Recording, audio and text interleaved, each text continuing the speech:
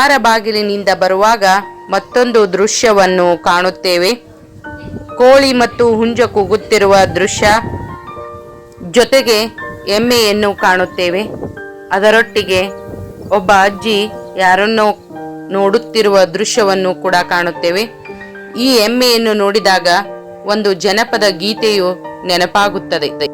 ತೊಟ್ಟಿಲ ಹೊತ್ತುಕೊಂಡು ತೌರ್ ಬಣ್ಣ ಉಟುಕೊಂಡು, ತೊಟ್ಟಿಲ ಹೊತ್ತುಕೊಂಡು ತೌರ್ ಬಣ್ಣ ಉಟುಕೊಂಡು, ಅಪ್ಪ ಕೊಟ್ಟೆಮ್ಮೆ ಹೊಡುಕೊಂಡು, ಅಪ್ಪ ಕೊಟ್ಟೆಮ್ಮೆ ಹೊಡುಕೊಂಡು ಹೋಗುವಾಗ ತವರೂರ ತಿರುಗಿ ನೋಡ್ಯಾಳ, ತವರೂರ ತಿರುಗಿ ನೋಡ್ಯಾಳ.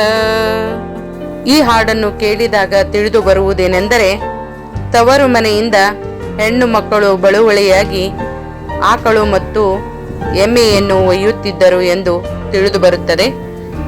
ಎಮ್ಮೆಗಿಂತ ಆಕಳನ್ನು ಹೆಚ್ಚಿಗೆ ತವರಿನವರು ಕೊಡುತ್ತಿದ್ದುದು ಕೂಡ ವಾಡಿಕೆ ಇದೆ. ಈ ರೀತಿಯಾಗಿ ಮತ್ತೊಂದು ಕಲಾಕೃತಿಯು ಅನಾವರಣಗೊಂಡಿದೆ.